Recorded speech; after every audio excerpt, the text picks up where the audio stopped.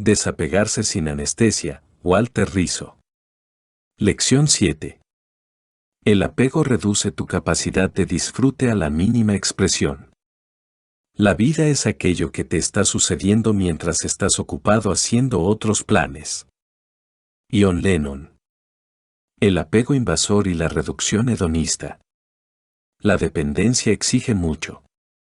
La persona apegada gastará enormes cantidades de tiempo y energía en mantener activo el vínculo y verá reducidas a la mínima expresión sus posibilidades de disfrute en otras áreas de la vida. El placer se concentrará principalmente en el objeto o la persona que origina el apego, y no habrá espacio para nada más. Esta absorción aparece en todas las dependencias y adicciones. No habrá nada mejor, más intenso y agradable que estar profundamente enredado con la fuente de apego. El imperativo es como sigue: sin ti, nada tiene sentido. Los budistas denominan karatala, en sánscrito, al estado en que la mente queda atrapada por las exigencias de los impulsos y se somete a ellos. La demanda emocional del apego es tanta que no hay tiempo psicológico para nada más, atención, percepción y memoria al servicio de un deseo incontrolable e implacable. Estar apegado es un trabajo full time que nos seca por dentro. Y los que logran salvarse de ese infierno personal deben comenzar de nuevo y retomar el placer de vivir que habían dejado atrás. Un paciente adicto al poder, después de una quiebra económica, me decía: no recuerdo cómo era antes. Le respondí: por lo que usted me ha contado, antes era una persona más alegre y vital, le gustaba salir a caminar, ver el atardecer, jugar billar con sus amigos, cocinar de tanto en tanto, hacer el amor con su mujer y disfrutar de sus hijos. Se quedó pensativo un momento y me dijo: es verdad. No sé qué pasó. Perdí las ganas de vivir. Le expliqué que el apego se especializa en robar energía vital. El afán por el poder y el dinero lo habían alejado de su base segura, de su familia y de los amigos de toda la vida. Pero como suele pasar en estos casos, la gente descubre que, aunque hayan confundido lo importante con lo superfluo, en situaciones de crisis lo que permanece es la mano tendida de los afectos genuinos. El apego a los hijos. Recuerdo una joven mamá de 25 años que vivía obsesionada por el cuidado de sus dos pequeños hijos. Los niños solían jugar tranquilamente sin correr ningún riesgo, pero ella no podía dejar de vigilarlos ni un instante. Dos miedos básicos la mortificaban de manera constante: les puede pasar algo, y yo sería la responsable si algo malo les ocurriera. A raíz de esta preocupación/apego, su vida ya no era la misma, se había alejado de sus amigas, la relación con su marido había entrado en franco deterioro y ya no se interesaba por su profesión. Sus hijos la absorbían totalmente y ser mamá parecía ser incompatible con una calidad de vida más equilibrada y armoniosa. Un día le hice la pregunta de rigor: ¿no cree que debería ejercer su papel de madre de una forma más relajada? Agachó la cabeza y no respondió. Lo sabía, pero no podía hacerlo. Los niños, por supuesto, no tenían culpa en el asunto, pero ni lerdos ni perezosos sacaban provecho de la situación exigiendo atención y haciendo berrinches por todo, lo cual cerraba el círculo confirmatorio típico de las madres inseguras: si se portan mal es culpa mía. Se la veía agotada y malhumorada, había bajado de peso y su apariencia física era lamentable. Una vez me dijo casi gritando: pero son mis hijos, a lo cual respondí: aceptemos que sus hijos merecen lo mejor, pero la consecuencia de educarlos no debe ser su destrucción psicológica y emocional. Sería paradójico que por quererlos tanto no pueda ayudarlos a crecer debido al estrés y la ansiedad que maneja. Las supermamás y los superpapás no comprenden que una cosa es hacerse cargo de los hijos de manera responsable y eficiente y otra obsesionarse con ellos. Preocuparse exageradamente por su crianza trae como consecuencia la propia anulación y casi siempre problemas familiares y en la relación de pareja. Cuando mi paciente comprendió que ellos no eran una prolongación de su ser, amor sin posesión y sin identificación, logró desapegarse y establecer un vínculo afectivo razonable con sus hijos. Primero tuvo que reconocerse como mujer, para luego ejercer su rol de madre. Si algún paciente me dice que el sentido de su vida son los hijos, empiezo a preocuparme. El amante liberado. La consigna es determinante, la dependencia acaba con tu capacidad de asombro y hace que la vida cotidiana se vuelva grotescamente previsible. Cuando el deseo se convierte en apego, toda gira a su alrededor. Una y otra vez harás lo mismo para obtener lo mismo. Como un pequeño hámster enjaulado y corriendo sobre una rueda, te la pasarás pedaleando sin moverte del lugar. Apegarte es volverte rutinario, porque el otro o lo otro ocupará hasta el último resquicio de tu mente y no podrás hacer contacto con lo nuevo. No habrá sorpresas.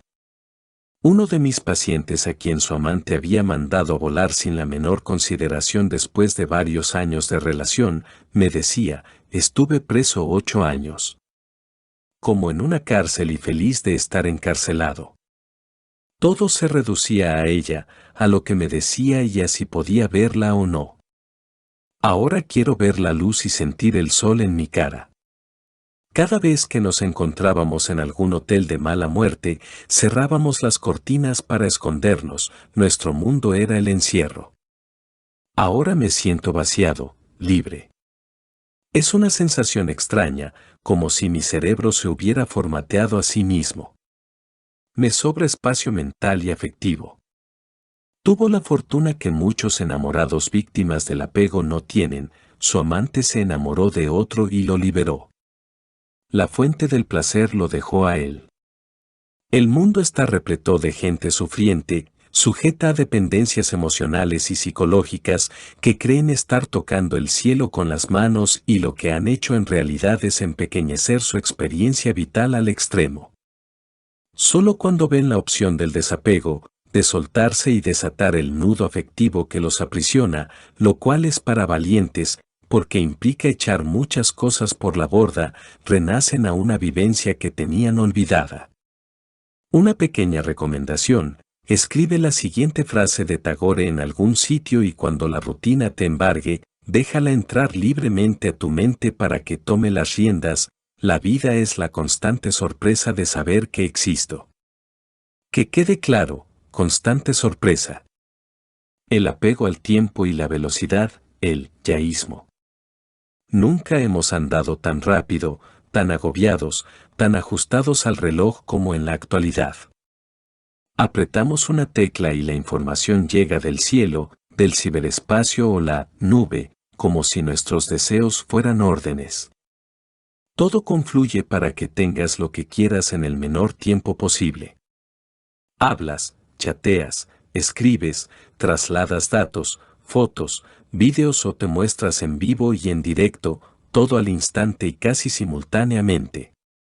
Me observas, te observo y los links nos conectan, voyerismo y comunicación se conjugan en una realidad virtual cada vez más precipitada. Al ir tan rápido, la urgencia de tiempo se ha transformado en el apego al ya, el yaísmo, la inmediatez que no deja espacio para el fenómeno de la espera. Antes del auge de la nueva tecnología, la espera estaba más cerca de la ensoñación que de la angustia.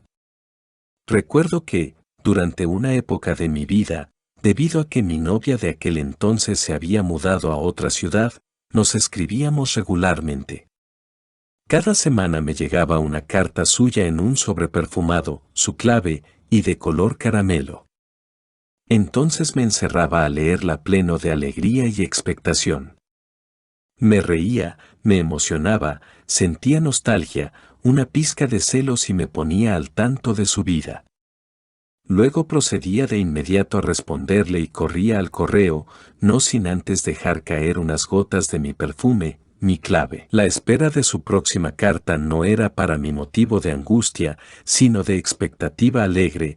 Ya falta poco, como cuando esperamos un acontecimiento que nos agrada y se mezcla la ilusión con un poco de ansiedad saludable. Cuando no existía Internet ni el celular, el fenómeno de espera no solía ser motivo de preocupación en sí mismo, vivíamos con ello como lo hacemos con las leyes de la naturaleza. Con esto no quiero negar la importancia de Internet ni demás. Lo que señalo como preocupante es la baja tolerancia a la incertidumbre que produce el yaísmo. El apego al tiempo y la velocidad se manifiesta también en la obsesión por la actualización, por pasar al frente y estar en la delantera y tener lo último antes de que lo propio se vuelva obsoleto. El problema de los apegados a la actualización es que todo caduca súbitamente y cuando pensamos que estamos a punto de coronar o llegar, otra vez nos falta algo. Se nos ha dicho que existe un rompecabezas y que si lo armamos seremos felices, pero la forma va cambiando constantemente y las piezas nunca son suficientes. Se nos dice que estar actualizado es una virtud y todo está organizado para que vivamos atrasados en información. Si sufres de este apego, no te recomiendo asistir a las grandes ferias de tecnología, sentirás que te falta algo y te verás obligado a comprar, aunque sea un puerto USB para sentirte menos incompleto. El peor de los pecados posmodernos es dejar pasar las horas sin aprovecharlas. En la actualidad, la mayoría de las personas se quejan de lo mismo, me falta tiempo. La fantasía es tener un día más largo o comprar minutos para meterlos a presión en un día normal. Prohibido postergar, dilatar o posponer algo, se tiene que poder y punto. Si no eres expedito y veloz, estás out y fuera del mundo productivo. Serás alguien rezagado y lento. La lentitud nos estresa y la aceleración nos mantiene hiperactivos. No hay tiempo para el relax, para la antigua filosofía del bar, para mirarnos un rato al espejo sin afanes y cantar con un cepillo en la mano imitando a nuestro cantante preferido. Ya no hablamos con nosotros mismos ni leemos antes de dormir. Tampoco hay tiempo para mimarnos o disfrutar despacio, como lo haría un buen hedonista. ¿Hace cuánto que no haces pereza, saboreándola y de manera consecuente? Hace unos años, cuando nos disponíamos a no hacer nada, se decía, hagamos tiempo o matemos el tiempo. Y no era un acto pasivo o haragán, la intención era ocupar las horas que pasaban en cámara lenta por nuestras narices. Sumándome al elogio a la lentitud, cito el siguiente relato. Cuando le preguntaron al maestro si se había sentido desanimado por el escaso fruto de sus esfuerzos, este contó la historia de un caracol que emprendió la ascensión a un cerezo en un apacible día de finales de primavera. Al verlo, unos gorriones que se hallaban en un árbol cercano estallaron en carcajadas. Y uno de ellos le dijo, «Oye, tú, pedazo de estúpido, ¿no sabes que no hay cerezas en esta época del año?» El caracol, sin detenerse, replicó, «No importa. Ya las sabrá cuando llegue arriba». La práctica del desapego, como vencer la reducción hedonista que genera dependencia. 1. Exploración y ensayo del comportamiento. Buscar, indagar, no resignarse a la rutina y desperdiciar las opciones placenteras que la vida ofrece. No hablo de dejarse llevar desesperadamente por el deseo, sino de desparramar la capacidad de disfrute por el mundo para obtener sus beneficios, como quien riega agua en un jardín. El apego nos pone ante ojeras y nos dirige a un solo lugar, como si no hubiera más experiencias atractivas y agradables en el mundo. Aceptar esto pasivamente es acabarse como persona. Trata de no repetir lo que otros hicieron o dijeron que debías hacer, como si fueras un autómata. No te vuelvas predecible. Ensaya nuevos comportamientos y sacude los cimientos de los lugares comunes. Tu mente está preparada para esculcar más allá de lo evidente. Salta de un esquema a otro, Atrévete a descubrir y no te resignes a lo obvio. He conocido gente que lleva el mismo peinado, se viste de la misma manera y lee los mismos libros desde hace 20 años. Es evidente que uno se queda con lo que mejor le funciona y le hace sentir bien, pero si te paralizas en lo fundamental, tu mente se contaminará como el agua de un estanque que no fluye. No esperes a estar seguro o segura para arrancar a vivir. No existe tal seguridad. Come cosas nuevas, explora maneras de vestirte, asiste a cursos exóticos, lee libros prohibidos, tíñete el pelo, escribe una novela que nadie lea, coquetea más, duerme en el piso, viaja sin rumbo, cambia tus prácticas, sacude la tradición que te exige el apego y entonces notarás que la dependencia perderá fuerza y atenuará su impacto sobre tu mente. Podrías decirte a ti mismo, el apego no es lo único, la vida existe por otras partes. Y si logras convencerte seriamente de esta frase y con toda la energía que puedas, el apego quedará aplastado por su propio peso. 2. El miedo irracional a perder el control. La fobia a lo nuevo existe y es más común de lo que uno cree. Los que la padecen se han acostumbrado tanto a quedarse quietos que el movimiento les genera estrés y angustia. Una de mis pacientes, cuando salía con un hombre que le agradaba y tomaba una copa o dos, de inmediato se embutía 1 litro de agua para diluir el efecto del alcohol para evitar perder el control, no era más que vino y no tenía un pelo de alcohólica. Aceptemos que, si uno está con un psicópata en potencia, sería prudente ni oler el vino y tener un guardaespaldas lo más cerca posible, pero los pretendientes de mi paciente eran hombres normales que nada tenían de asesinos en serie. Lo que la frenaba era el temor a ser socialmente inadecuada o sentirse ridícula. Cuando el miedo a perder el control te embargue, pregúntate con una mano en el corazón y otra en el cerebro si existe un riesgo considerable y objetivo de que te lastimen. Y si el riesgo es real, retírate, pero si solo se trata de anticipaciones catastróficas, sin otra razón que tus debilidades, disfruta y vive. En un extremo están los descontrolados y en el otro los constipados emocionales, así que deberías buscar el punto medio. Si no tienes ninguna vulnerabilidad especial que te predisponga a meterte en problemas y tu comportamiento es inofensivo para ti y la gente que te rodea, ¿por qué no? Deja que la espontaneidad también ocupe un lugar en tu vida. Tener una personalidad encapsulada no te hace mejor ni especial, solo te limita. No hablo de ser irresponsable, sino de no dejarse llevar por un control asfixiante. Recuerdo una paciente que se controlaba durante el orgasmo porque no quería excederse. Temía mostrar el placer sin inhibiciones. Si este fuera tu caso, la solución es clara, simplemente déjate llevar. Déjate ir o venir, después de todo es tu orgasmo, es tu placer y no le estás haciendo mal a nadie. ¿Temes que el vecino se queje por los gritos, pues baja el volumen sin apagar la música del erotismo? Y si tu pareja se escandaliza, búscate otra que sepa cantar a dúo sin resquemores. Sentir poco no es una virtud, es un síntoma. 3. El espíritu de rebeldía o contra la autoridad que limita. Romper las ataduras del apego requiere, además de voluntad, cierto espíritu de rebeldía. Implica desarrollar una actitud de oposición frente a las coacciones y los modelos autoritarios que quieren influir sobre tu conducta, reprimiéndola o encauzándola.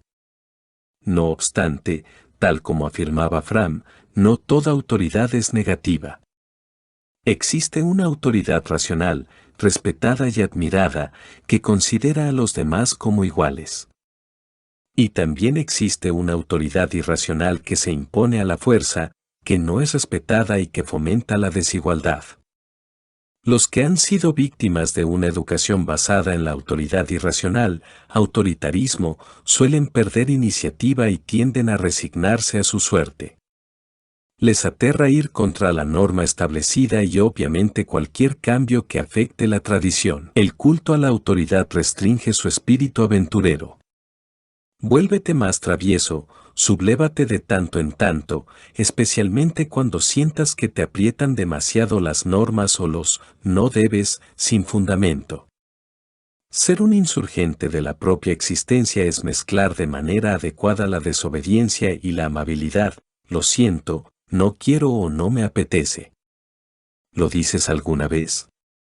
No me refiero a ser un rebelde sin causa, sino a ser un defensor de tu esencia, así vaya en contra de la moda o la costumbre.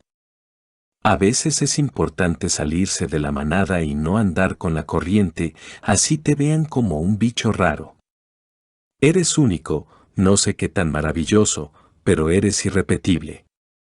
Y por el solo hecho de ser una singularidad pensante, tienes el derecho a disentir cuando creas que vale la pena hacerlo, ejércelo. El apego no prospera tan fácil en aquellas mentes inquietas que se oponen activamente al conformismo. Para hacerle frente a la dependencia hay que apuntar a ser interiormente libre y que no nos digan cómo pensar y sentir. ¿Qué puedes hacer? Desde hoy, sin excusas, sé tú mismo y no le rindas pleitesía a nada ni nadie. La gente apegada a las normas protestará por tu actitud, no les gustará verse confrontada.